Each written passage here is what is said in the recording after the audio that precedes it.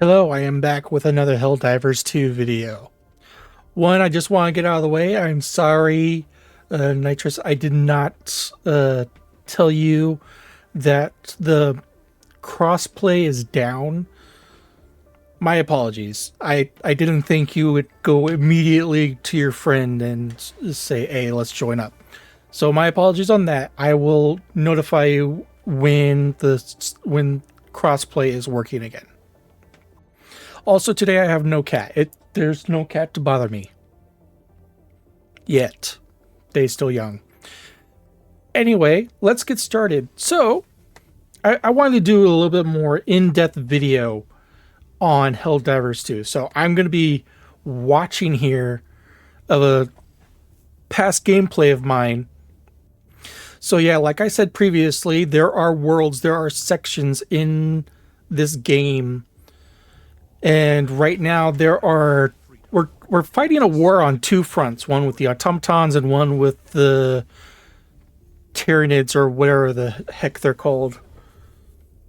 I just know that they're bugs and that they need to be squashed. Anyway, there's rumors of a third faction coming in. Actually, it's been basically confirmed that there is a third faction coming in. I don't remember the name of them, but there is a third faction coming in to this game.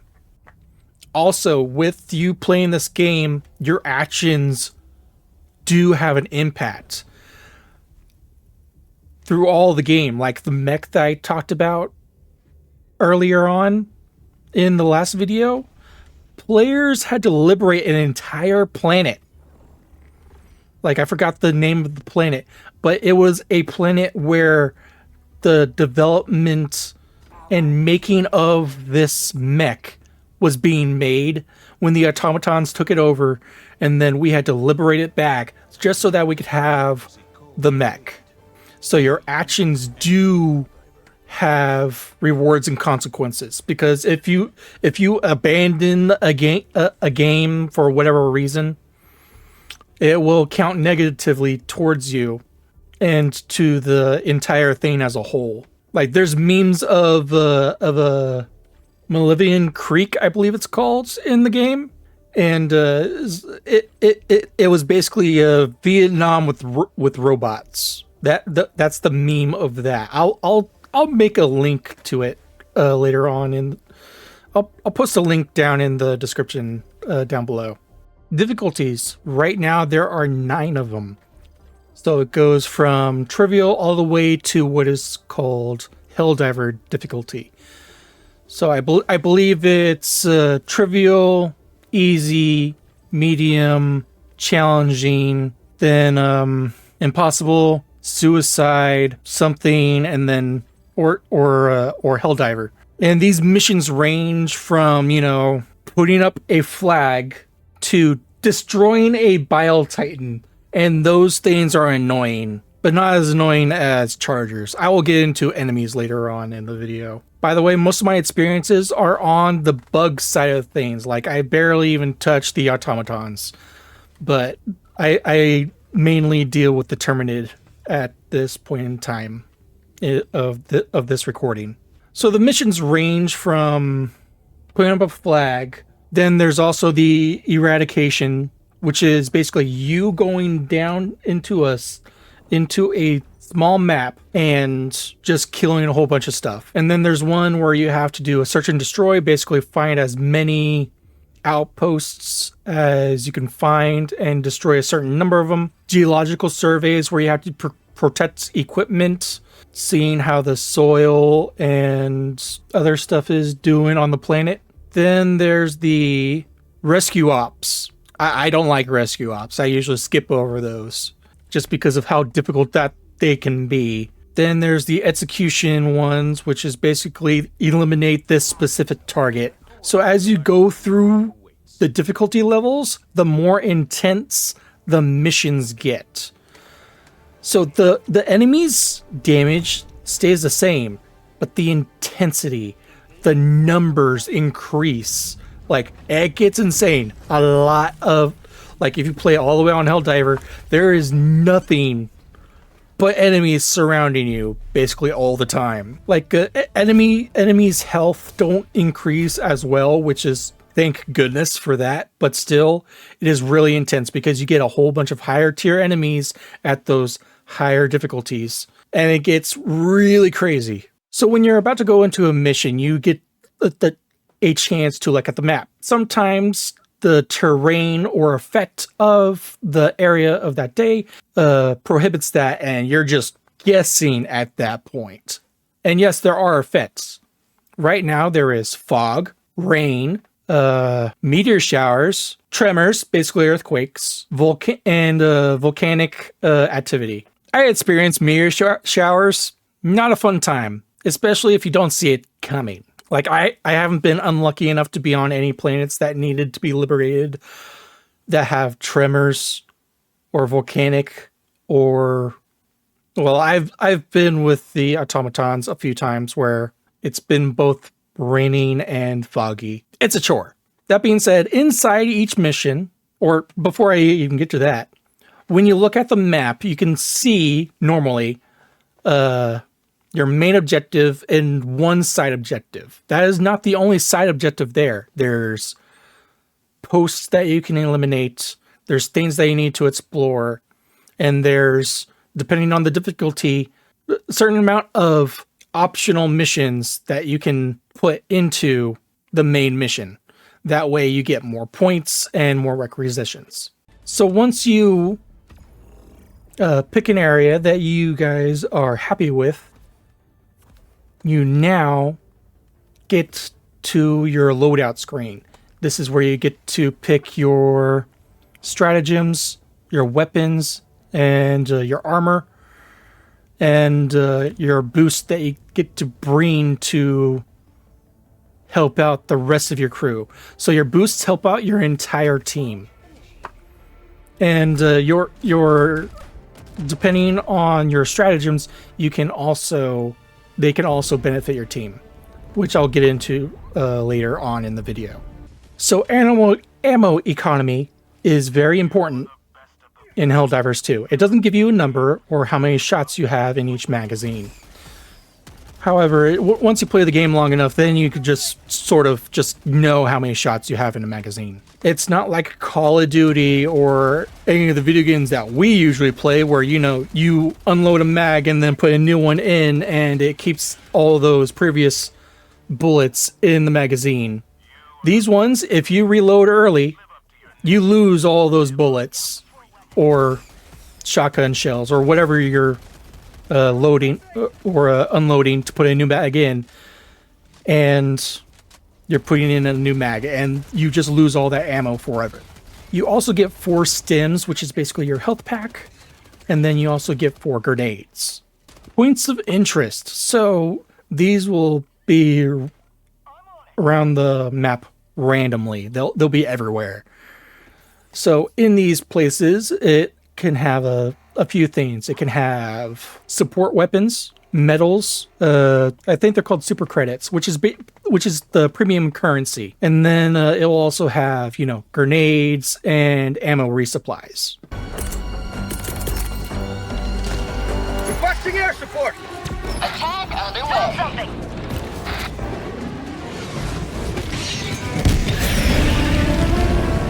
So I just used a very big bomb to kill a very small outpost. You're not supposed to do that, but man, is it fun.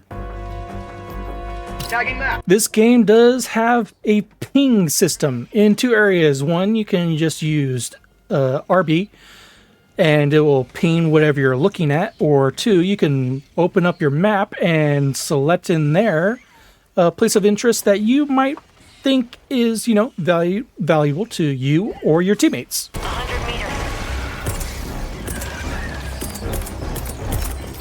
Attack pack inbound.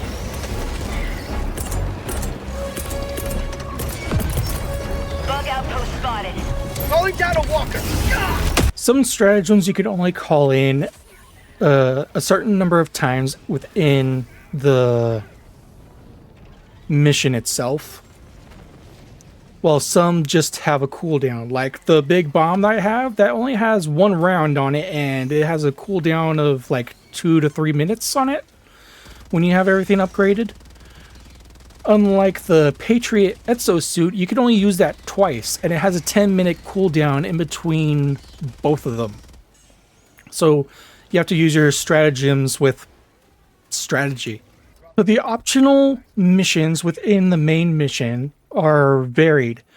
This one that I am at right now requires me to bring up this station online and get the pumps to the correct area through a little puzzle on this screen.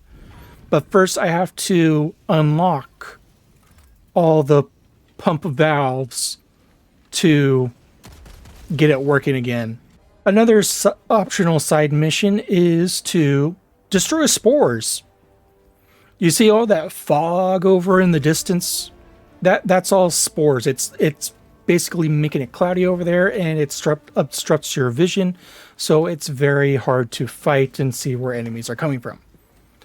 Mainly though, these are kind of easy to get around, because if you're far away, end up on higher ground, and if you have a really big missile, you can take care of it. The other mission is of a enemy laboratory.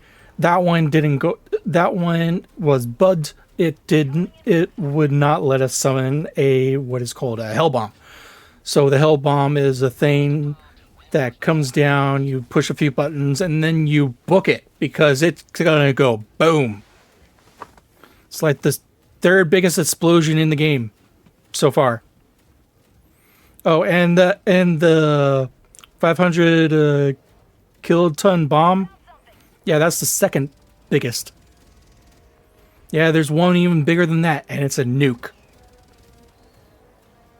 Like legitimate a nuke, and that's also a side or main no, that's a main objective there. That's called an ICBM. But there's also, for other side missions, there's the SAF, which is basically a huge gun where you load things in and then you activate the terminal so it can communicate with the computers up on your super destroyer. There is also optional hunting targets to go find in the mission as well. Again, this is all depending on difficulty, because these are not all going to be always there in the game. It's going to be optional depending on difficulty and how many are going to be actually on the map.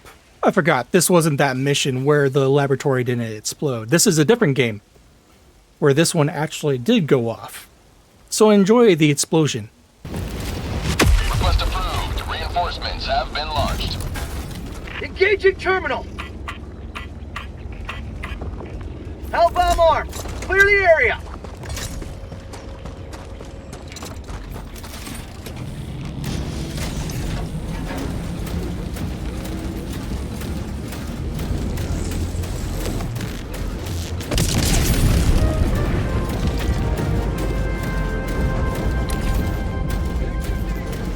Again, explore your surroundings, because you don't know if you're going to find, something that you really need in these minor points of interest, or POIs, or as people say. So most people do go around and just run and just try and find everything.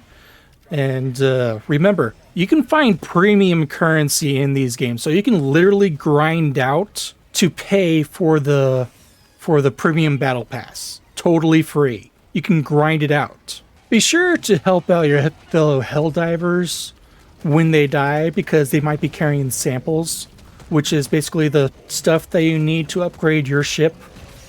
Like, this is all shared stuff, so if you pick up their stuff, you're guaranteeing that, one, they're getting their stuff, and two, you're getting your stuff as well. So always pick up after your teammates if they die. Which reminds me, when you're by yourself, you only have 5 lives. When you are in a pair of 2, you get 10. When you're in a 3, you get 15. And when you have 4, you have 20 lives between all of you.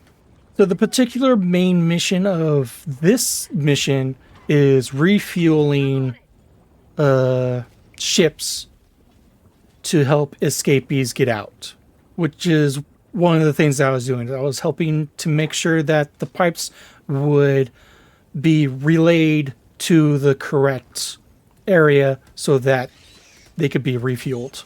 I feel like I should tell you guys now that friendly fire is on.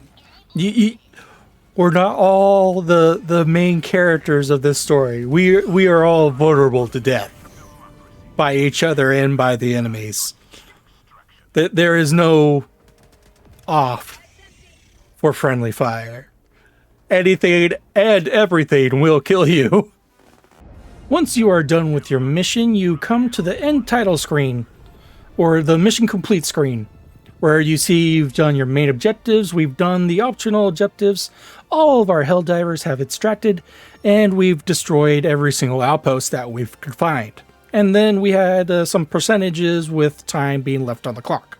Now, as you can see, this is a tier 4. Like I'm pretty comfortable with tier 4 and tier 5 difficulty. So I have around 3 to 4 optionals with 1 to 2 main objectives. So each difficulty has its own percentage that will bump up your experience points. So challenging tier 4 gives you 50% more to your XP bonuses and to your requisition slips, which is used for you to buy your supplies. So depending on how well you do, it will give you a bonus at the end of the mission. So again, you want to try and do your absolute best, but at the same time, you don't have to. And as you can see at this end screen, there are 2 missions. So in order for all of it, in order for all of this to count towards the bigger whole with helping out the community and the game itself, complete objectives like, galaxy-wide objectives, you have to complete the entire operation list. Welcome to my ship, called the Lady of Wrath. Here we are going to talk about stratagems and the supplies that you get when you upgrade your ship and as you level up. First, we'll go over your stratagems. As you can see here, it's divided on what it's designed to do. So here's all your support weapons, your machine gun, your anti-material rifle, which I think is still weak, your stalwart, which is a machine gun but lightweight, your expendable anti-tank, your recoilless rifle, flamethrower, autocannon, railgun, and spear, which is basically a javelin. Team weapons. So there are a couple of weapons here that is a team weapon, the recoilless rifle being one of them. So the prime way to do this and to get the most firepower out of this weapon is you can load this thing by yourself, but it's slow and cumbersome. So the way to do it is that one of you grabs the weapon and one of you grabs the backpack full of all the ammo for this weapon. And as you pick a target, your friend with the backpack reloads you and tells you to fire again, and then reloads you again and again and again and again until his backpack is empty. That is how this weapon, along with spear and I believe one other weapon, functions.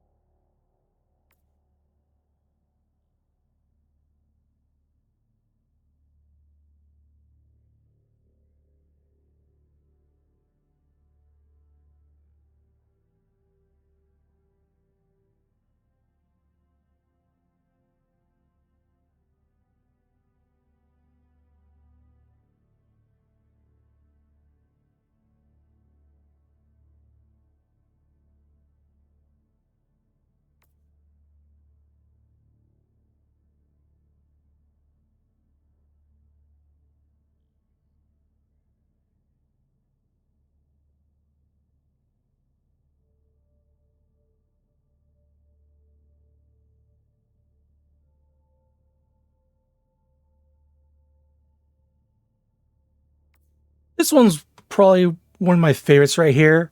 The rail cannon strike. It's just a big, huge screw that guy in particular round.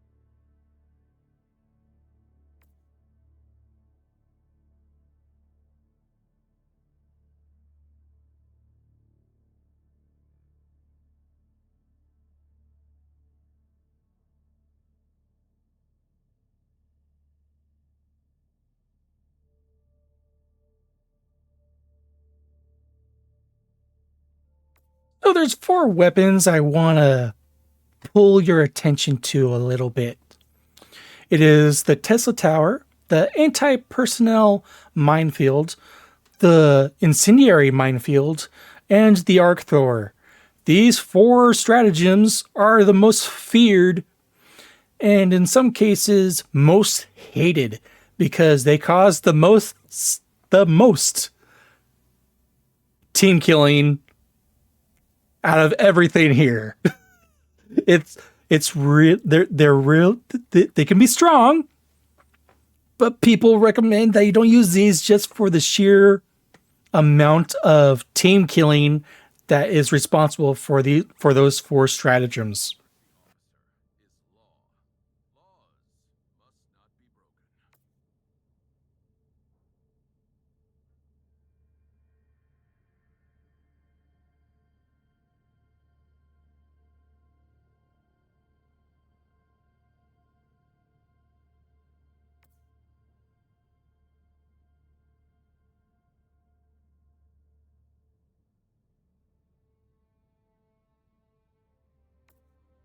So there's 2 other stratagems that are on the fringe of most team kills as well, which is the guard dog rovers, which comes in 2 flavors. There's a laser version, and then there's the assault rifle version. Both very good stratagems. they don't differentiate between friendlies or enemies. In fact, none of these things do. Anything here can kill you and your teammates.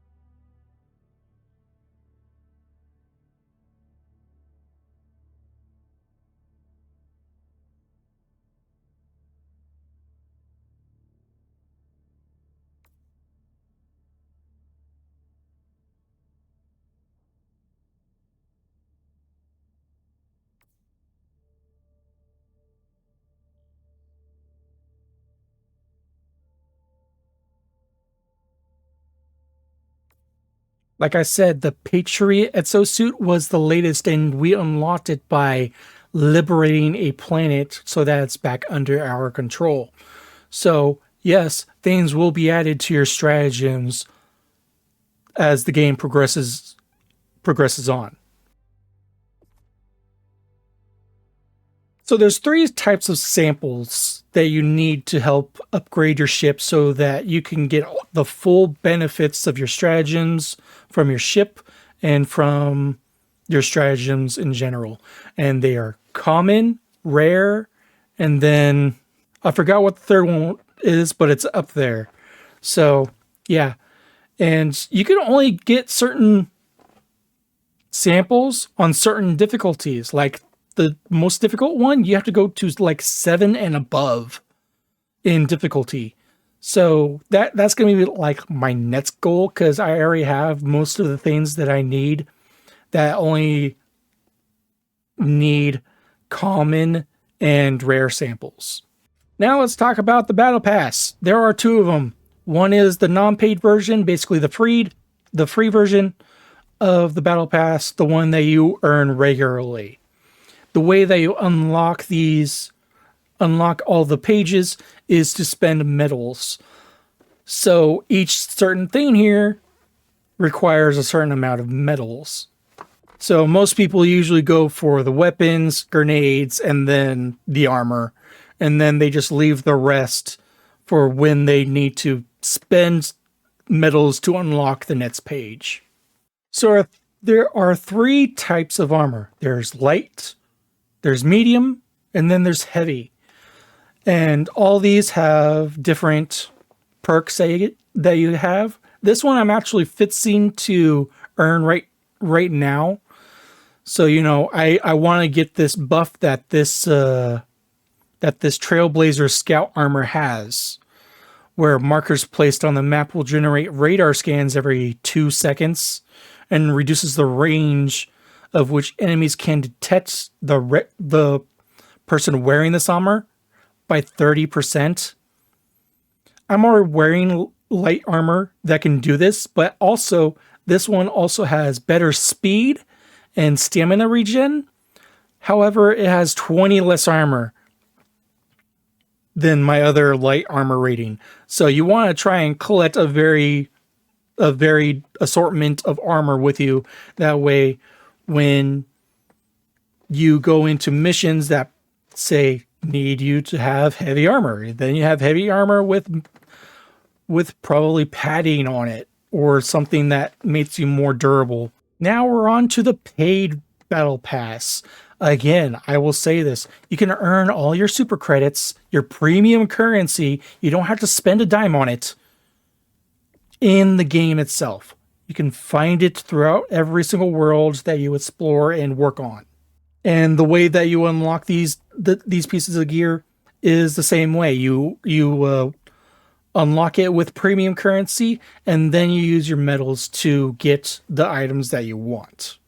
There are also daily offers, like the armor that I got from here offers the same speed benefit and a higher armor rating for light armor. So I bought that right off the bat if ever I need to speed run anywhere. I'm not yet, because I find that peening the map every 2 seconds is way too valuable of showing enemy locations around a certain objective that I pointed out. Again, I'll say this. Their stuff is really cheap. This is amazing. Like for the battle pass, the premium battle pass, to unlock it, you need 1,000 super credits. And that's cheap. There's also one for $20 for 2,100 credits. Or super credits, sorry. And and you can easily, you don't even need that much in the store. You can literally grind out what you need in the game. So they literally made their game cheap and affordable and very approachable to many on this front alone. So you might notice that there's numbers on the side of the planet there. That's for that planet only. Now, I want you to take a look at the last one where it says bullets fired. This game's been out for almost a month. That's a lot of bullets. A lot. I love this game. It's fun. I can't tell you guys that. I can't emphasize that enough. Anyway, this is Ryker Eve. This is the end of the video, which is going to be pretty extensive. I didn't think it would be this long, with me pausing in and out when I watch this video so that I can, explain it a little bit better than I did in my previous video. But this is Ryker Eve, telling you to have a good day and a good night.